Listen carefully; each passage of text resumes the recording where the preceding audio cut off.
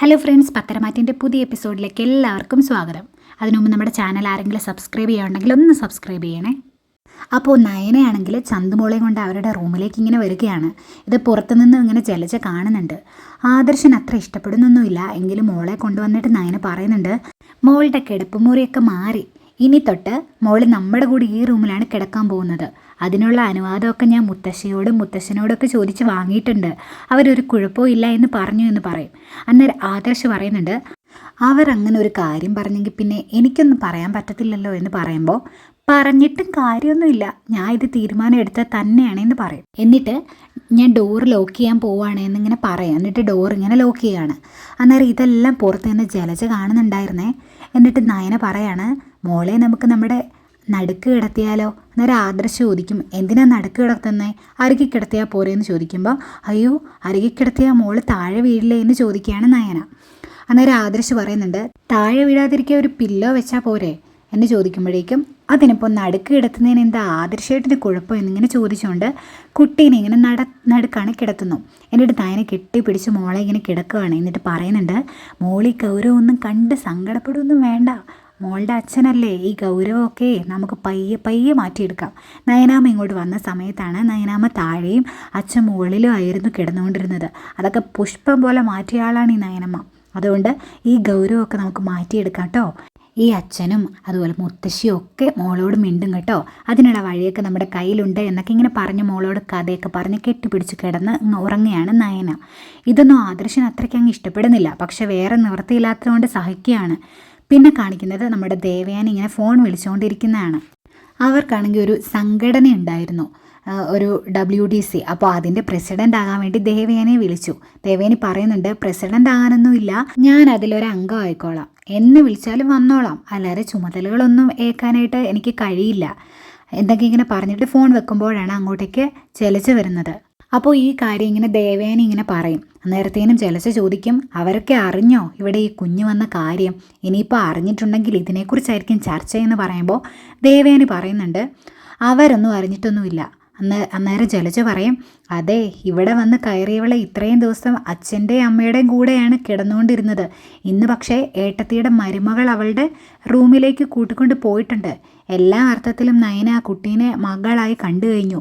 ഇനിയിപ്പോൾ ആദർശന് കുഴപ്പമൊന്നും ഇല്ലല്ലോ എന്നൊക്കെ പറയുക. അന്നേരം ദേവയാനി പറയുന്നുണ്ട്, അതിനിപ്പോൾ ഞാൻ എന്ത് ചെയ്യാനാ, നിനക്ക് എന്തെങ്കിലും പറയാനുണ്ടെങ്കിൽ നീ അവരോട് പോയി പറയേ. അന്നേരം ജലജ പറയുന്നുണ്ട്, ഈ പെൺകൊച്ചിൻ്റെ കുടുംബക്കാരൊക്കെ ക്രിമിനൽസ് ആണോ എന്ന് ആർക്കറിയാം എന്നിങ്ങനെ പറയുമ്പോൾ ദേവയാനി പറയുന്നുണ്ട്, അങ്ങനെയൊന്നുമില്ല, ആ കുട്ടിയുടെ മുഖത്ത് കുറച്ച് നിഷ്കളങ്കതൊക്കെ ഉണ്ട് എന്ന് പറയുമ്പോൾ ജലജ പറയുന്നുണ്ട്, എങ്കിൽ ഏട്ടത്തിക്ക് സ്നേഹിക്കാൻ മേലായിരുന്നോ എന്ന്. അന്നേരം ദേവയാനി പറയും, ഞാൻ സ്നേഹിച്ചുകൊണ്ടിരുന്നതാണല്ലോ, ആദർശൻ്റെ കുട്ടിയാണെന്ന് അറിഞ്ഞപ്പോഴല്ലേ ഞാൻ ആ സ്വഭാവമൊക്കെ മാറ്റിയത് എന്ന് പറയും. അന്നേരം ജലജ പറയും, ഓഹോ, ഒരു 5-6 വർഷം മുമ്പ് അവൻ എന്നും ഈ വീട്ടിൽ താമസിച്ചാണ് വന്നുകൊണ്ടിരുന്നത്, ആ സമയത്തായിരിക്കും ഈ കുട്ടിയുടെ അമ്മയായിട്ട് പ്രേമത്തിലായത് എന്നൊക്കെ പറയും. അന്നേരം ദേവയാനി പറയുന്നുണ്ട്, 5-6 വർഷം മുമ്പാണ് അച്ഛൻ അവനെ കമ്പനികളെല്ലാം ഏൽപ്പിച്ചത്. ആ സമയത്ത് അച്ഛൻ നടത്തുന്നതിനെയൊക്കെ നന്നായിട്ട് കമ്പനി നടത്തണം എന്നൊക്കെ അവന് വാശിയുണ്ടായിരുന്നു. അവൻ ഹാൻഡ് വർക്ക് ചെയ്യുമായിരുന്നു, അതിൻ്റെ റിസൾട്ടും കിട്ടിയതാണല്ലോ. അതുകൊണ്ട് ആ സമയത്ത് അവൾ പ്രേമിച്ചുകൊണ്ട് നടക്കുകയായിരുന്നു എന്നുള്ള രീതിയിലൊന്നും നീ സംസാരിക്കേണ്ട എന്ന് പറയും. അന്നേരം ജലജ ചോദിക്കുന്നുണ്ട്, എനിക്ക് ഏത് സമയത്താണ് ഈ സംഭവങ്ങളൊക്കെ നടന്നത്, ഏട്ടത്തി പറ എന്ന് പറയുമ്പോൾ ദേവയാനി പറയുന്നുണ്ട്, അതൊന്നും നീ എന്നോടല്ല ചോദിക്കേണ്ടത്, നീ അവനോട് പോയി ചോദിച്ചാൽ മതി, ഇതൊന്നും എനിക്കറിയണ്ട, എന്നോട് സംസാരിക്കുകയും വേണ്ട എന്നൊക്കെ പറഞ്ഞിട്ട് ദേവയാനി അങ്ങ് പോകുമ്പോൾ ജലജയ്ക്കതങ്ങ് തീരെ അങ്ങ് ഇഷ്ടപ്പെടുന്നില്ല കേട്ടോ. ജലജ അതിൻ്റെ ഇടയ്ക്ക് പറയുന്നുണ്ട്, എൻ്റെ മോനാണ് ഇങ്ങനെ ഒരു തെറ്റ് ചെയ്തിരുന്നെങ്കിൽ പണ്ടേ ഇവിടുന്ന് അടിച്ച് പുറത്താക്കി കളഞ്ഞാനെ. ഇതിപ്പോൾ ഇവിടുത്തെ കൊച്ചുമോനാണല്ലോ, അതുകൊണ്ട് ഒരു കുഴപ്പവും ഇല്ല, അവൻ MD സ്ഥാനത്തുനിന്ന് ഒരു മാറ്റവും ഇല്ലാണ്ട് അവിടെ തന്നെ ഇങ്ങനെ ഉറച്ചിരിപ്പുണ്ട്, ഒരു പ്രശ്നവും ഇല്ലല്ലോ ഇവിടെ ഉള്ളവർക്കൊന്നും എന്നൊക്കെ പറയാൻ പറ്റുന്ന രീതിയിലൊക്കെ ഇങ്ങനെ കുത്തി പറയുന്നുണ്ട് ജലജ. പിന്നീട് അബിയാണ് കാണിക്കുന്നത്. അബി ആ ഗുണ്ടകളോട് പറയുവാണ്, ആ പെൺകൊച്ചിനെ ചന്തുവിനെ ഇപ്പം വീട്ടിലുള്ള പലർക്കും ഭയങ്കര ഇഷ്ടമാണ്, പ്രത്യേകിച്ച് ആദർശൻ്റെ ഭാര്യ നയനയ്ക്ക് ഭയങ്കര ഇഷ്ടമാണ്. അതുകൊണ്ട് തന്നെ വലിയ പ്രശ്നങ്ങളില്ലാതെ പോവാണ്. ഞാനത് വെച്ച് ബ്ലാക്ക് മെയിൽ ചെയ്ത് കുറേ പൈസ തട്ടാമെന്ന് ഓർത്തെയാണ്. ആ പെണ്ണും പിള്ളയാണ് ഇതെല്ലാം പുറത്താക്കിയത്. അവരെ എനിക്ക് മനസ്സിലാകുന്നില്ല, സ്വന്തം ഭർത്താവ് തെറ്റ് ചെയ്തെന്ന് അറിഞ്ഞിട്ടും അവർക്ക് യാതൊരു പ്രശ്നവുമില്ല. അതാണ് എനിക്ക് ഇത് ഏറ്റവും വലിയ കുഴപ്പമായത് എന്നൊക്കെ ഇങ്ങനെ അഭി പറയുക കേട്ടോ. അന്നേരം അവർ പറയുന്നുണ്ട്, ഏതായാലും സാർ ഇത്തിരി സൂക്ഷിക്കുന്നത് നല്ലതാണ്, ഇനിയിപ്പോൾ ഒരുപാട് ബ്ലാക്ക് മെയിൽ ഇങ്ങനെയൊന്നും ചെയ്യാൻ പോകണ്ട, അങ്ങനെ പോയിട്ടുണ്ടെങ്കിൽ കൂടുതൽ പ്രശ്നമാകില്ലേ എന്ന് വെക്കുമ്പോൾ അഭി പറയുന്നുണ്ട്, ഒരു ചെറിയ DNA ടെസ്റ്റ് കൊണ്ട് ഈ കാര്യങ്ങളൊക്കെ തെളിയേണ്ടതാണ്. പക്ഷേ അങ്ങനെ ഒരു ടെസ്റ്റിന് പോകാനുള്ള നീക്കമൊന്നും വീട്ടിൽ നടക്കുന്നില്ല. ഞാൻ എല്ലാ കാര്യങ്ങളും ശ്രദ്ധിക്കുന്നുണ്ട്, എങ്കിലും അങ്ങനെ പോകുന്നതിനെ പറ്റി ആരും സംസാരിക്കുന്നൊന്നും കേട്ടിട്ടുമില്ല. അതുകൊണ്ട് തന്നെ വലിയ പ്രശ്നമൊന്നുമില്ലാതെ കാര്യങ്ങൾ മുന്നോട്ട് പോയിക്കോളും. ഇനിയിപ്പോൾ ആരെങ്കിലും പറഞ്ഞ് DNA ടെസ്റ്റ് നടത്തിയ കുട്ടിയുടെ അച്ഛൻ ഞാനാണ് എന്ന് അറിഞ്ഞിട്ടുണ്ടെങ്കിൽ പിന്നെ എൻ്റെ കാര്യം പോക്കാണ്. അവർ അനന്തപുരിയിൽ നിന്ന് എന്നെ അടിച്ച് പുറത്താക്കും. അതുപോലെ എൻ്റെ അമ്മയും ചിലപ്പോൾ ഇറക്കി വിട്ടെന്ന് വരും. എന്നിട്ട് എൻ്റെ മകൾ എന്ന് പറയുന്ന ചന്തുമോളെ അവിടെ അവർ വാഴിക്കുകയും ചെയ്യും. അതാണ് വലിയൊരു പ്രശ്നം. അവിടെ ഒരു കാർന്നോരുണ്ട്, അങ്ങേര് ഇതെല്ലാം ചെയ്യും. ഇപ്പോഴും എന്നെ ആരോഗ്യമാണെന്നറിയാവോ? ഒരു അസുഖം വന്നിട്ട് ഒരു പ്രശ്നവും ഇല്ല. ഇപ്പോഴും കൈനീട്ടി ഒരെണ്ണം തന്നിട്ടുണ്ടെങ്കിൽ ഞാൻ എഴുന്നേക്കില്ല. അങ്ങേരെ കുടുംബത്തിലുള്ളതാണ് ഏറ്റവും വലിയ പ്രശ്നം എന്നൊക്കെ ഇങ്ങനെ അഭി പറയുവാട്ടോ. എന്നിട്ട് അതിൻ്റെ കൂടെ പറയുന്നുണ്ട്, ഏതായാലും അവരെല്ലാവരും പൊക്കി വെച്ചുകൊണ്ടിരിക്കുന്ന ആദർശിൻ്റെ മേൽ ഇതുപോലെ ഒരു ചെളി വാരി എറിയാൻ സാധിച്ചത് എൻ്റെ ഭാഗ്യമാണ്. അത് അവനെ ഇത്രത്തോളം വിശ്വസിച്ചുകൊണ്ടിരുന്ന പലരും അവിശ്വസിച്ചു തുടങ്ങി, പ്രത്യേകിച്ച് എൻ്റെ ഭാര്യ. അങ്ങനെയൊക്കെ പറഞ്ഞിങ്ങനെ സന്തോഷിച്ചുകൊണ്ടിരിക്കുകയാണ് കേട്ടോ അഭി. പിന്നെ കാണിക്കുന്നത് നയന മോളെയും കൂട്ടി ഇങ്ങനെ നൂലുകെട്ടിന് പോകാൻ വേണ്ടിയിട്ട് ഒരുങ്ങിക്കൊണ്ടിരിക്കുന്നതാണ്. അന്നേരം ജലജ വന്നിട്ട് ചോദിക്കുന്നുണ്ട്, ഈ പെൺകൊച്ചിനെ അങ്ങോട്ട് കെട്ടിയെടുക്കേണ്ട കാര്യമൊന്നുമില്ല. അവിടേക്ക് വന്നിട്ടുണ്ടെങ്കിൽ എല്ലാവരോടും ഇത് ആരാണ് എന്നുള്ളതിൻ്റെ മറുപടി പറയേണ്ടി വരും എന്നൊക്കെ പറയുമ്പോൾ, എന്നാണെങ്കിൽ എൻ്റെ അച്ഛനും അമ്മയും അറിയേണ്ടതല്ലേ, പിന്നെ എന്താണെന്ന് ചോദിക്കും. അന്നേരം ഇത് കേട്ടുകൊണ്ടാണ് മുത്തശ്ശി അങ്ങോട്ട് വന്നത്. മുത്തശ്ശി ചോദിക്കുന്നുണ്ട്, എന്താ ഇവിടെ ഒരു തർക്കം? അന്നേരം ഈ കാര്യം ജലജ പറയും. അന്നേരം മുത്തശ്ശി ചോദിക്കും നയനയോട്, എന്തായാലും മോളുടെ അച്ഛനും ഈ കാര്യങ്ങളൊക്കെ അറിയേണ്ടതാണ്. പക്ഷേ ഇങ്ങനൊരു നല്ല ദിവസം ഇങ്ങനെ ഒരു പ്രശ്നം അവിടെ ഉണ്ടാക്കേണ്ട കാര്യമില്ല. മോളുടെ അച്ഛൻ എന്തൊക്കെ അസുഖങ്ങൾ ഉള്ളതല്ലേ, നമ്മളായിട്ട് എന്തിനാ അങ്ങനെ ഒരു ടെൻഷൻ കൊടുക്കുന്നത് എന്നൊക്കെ ഇങ്ങനെ മുത്തശ്ശി ഇങ്ങനെ ചോദിക്കുക. അന്നേരം ജലജ പറയുന്നുണ്ട്, സ്വന്തം അച്ഛൻ മരിച്ചാലും വേണ്ടില്ല, വലിഞ്ഞേറി വന്ന് ഇവൾ സന്തോഷിച്ചാൽ മതിയല്ലോ എന്നാണല്ലോ ഇവളുടെയൊക്കെ ആഗ്രഹം. അതുകൊണ്ടാണ് ഇതൊക്കെ ചെയ്യുന്നത് എന്ന് പറയുമ്പോൾ മുത്തശ്ശി പറയുന്നുണ്ട്, ഇതുപോലൊരു വൃത്തികെട്ട നാക്കുള്ള ഒരു സാധനത്തിന് എൻ്റെ ജീവിതത്തിൽ ഞാൻ കണ്ടിട്ടില്ല. നീ എന്തിനാ ഞാൻ അനാവശ്യമുള്ള ഇല്ലാത്ത കാര്യങ്ങളൊക്കെ ഇങ്ങനെ വിളിച്ചു പറയുന്നത് എന്ന് ചോദിക്കും. നേരെ ജലജ പറയുന്നുണ്ട്, ഞാൻ എന്ത് വാതർന്ന് പറഞ്ഞാലും അത് അനാവശ്യമാണ്, അത് ചീത്ത കാര്യമാണ്. ഇവിടെ സ്വന്തം കൊച്ചുമകൻ ഇത്രയും വലിയൊരു നല്ല കാര്യം ചെയ്തു വെച്ചിട്ട് ആർക്കും ഒരു പരാതിയില്ലല്ലോ. ഇപ്പോഴും MD സ്ഥാനത്ത് എങ്ങനെ തന്നെ ഇരിക്കുമല്ലേ, എന്തെങ്കിലും മാറ്റമുണ്ടോ? എൻ്റെ മകൻ എന്തോ തെറ്റ് ചെയ്തു എന്ന് പറഞ്ഞ് അവനെ തരം താഴ്ത്തി. എന്നിട്ട് ഇപ്പം അവൻ എന്തൊക്കെയോ ഉയർച്ച, എന്തൊക്കെയോ പ്രൊമോഷൻ കൊടുക്കാമെന്നൊക്കെ പറഞ്ഞായിരുന്നു, അതും കൊടുത്തില്ല എന്നൊക്കെ ഇങ്ങനെ പരിഭവം പറയുകയാണ് ജലജ.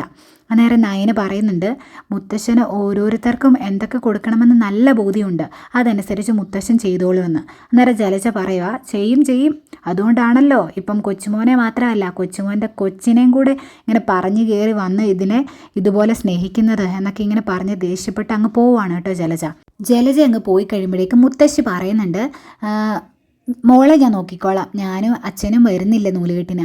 ആ സമയത്ത് മോള് പോയിട്ട് വരുന്നിടം വരെ കൊച്ചു ഞങ്ങളുടെ കൂടെ ഇരുന്നോളൂ എന്ന് പറയുവാണ്. എന്നിട്ട് മോളോട് പറയും, ഇവരെല്ലാവരും പോയി കഴിയുമ്പോൾ മോൾക്ക് കഥ പറഞ്ഞു തരാട്ടോ എന്നൊക്കെ ഇങ്ങനെ പറയുന്നുണ്ട് മുത്തശ്ശി. പിന്നീട് ദേവേനയുടെ അടുത്തേക്ക് ചെല്ലുവാണ് നയന. എന്നിട്ട് ഈ കാര്യങ്ങളൊക്കെ പറയും, മോള് വരുന്നില്ല ഇങ്ങനെ മുത്തശ്ശി പറഞ്ഞു എന്നൊക്കെ പറയുമ്പോൾ, അത് നല്ല കാര്യം, ചെന്നിട്ട് ഇനി ഓരോരുത്തരുമായിട്ട് ഇങ്ങനെ ഓരോരുത്തരുടെ ചോദ്യത്തിന് ഇങ്ങനെ മറുപടി പറയണ്ടല്ലോ എന്ന് പറയുക. നേരം നയന പറയും, എനിക്ക് അമ്മയോട് കുറച്ച് കാര്യങ്ങൾ പറയാനുണ്ട് എന്ന്. എന്നിട്ട് പറയുവാണ്, അമ്മയ്ക്ക് ചന്തുമോളെ ഒന്ന് സ്നേഹിച്ചൂടെ, അതൊരു പാവം കുട്ടിയല്ലേ എന്നൊക്കെ ചോദിക്കുമ്പോൾ ദേവയാനി പറയുന്നുണ്ട്, എനിക്കൊരിക്കലും അതിന് സാധിക്കത്തില്ല. എൻ്റെ മകൻ അത്രയും വലിയൊരു തെറ്റാണ് ചെയ്തത്, നിനക്കത് അംഗീകരിക്കാൻ സാധിക്കുന്നത് എന്താണ് എന്ന് എനിക്ക് മനസ്സിലാകുന്നില്ല. നീ തെറ്റിൻ്റെ കൂടെ ഇങ്ങനെ സൈഡ് നിൽക്കല്ലേ എന്നൊക്കെ ചോദിക്കുമ്പോൾ നയന പറയുന്നുണ്ട്, ഞാൻ ഈ സമയത്ത് ആദർശേട്ടൻ്റെ കൂടെ നിന്നില്ലെങ്കിൽ ആദർശേട്ടൻ തകർന്നു പോകും, അതുകൊണ്ടാണെന്ന് പറയുമ്പോൾ ദേവയാനി പറയുന്നുണ്ട്, അവൻ ഇങ്ങനെ ഒരു പെൺകുട്ടി ഇഷ്ടമാണ്, അല്ലെങ്കിൽ ഇതുപോലൊരു പെൺകുട്ടിയിൽ അവനൊരു മകളുണ്ട് എന്ന് എന്നോട് നേരത്തെ പറഞ്ഞായിരുന്നുവെങ്കിൽ ഞാൻ അവരെ രണ്ടുപേരെ ഈ വീട്ടിലോട്ട് കൂട്ടിക്കൊണ്ട് വന്നേനെ, ഈ കുടുംബത്തിലൊരു അംഗമാക്കിയേനെ, വേറൊരു വിവാഹത്തിന് അവനെ നിർബന്ധിക്കില്ലായിരുന്നു.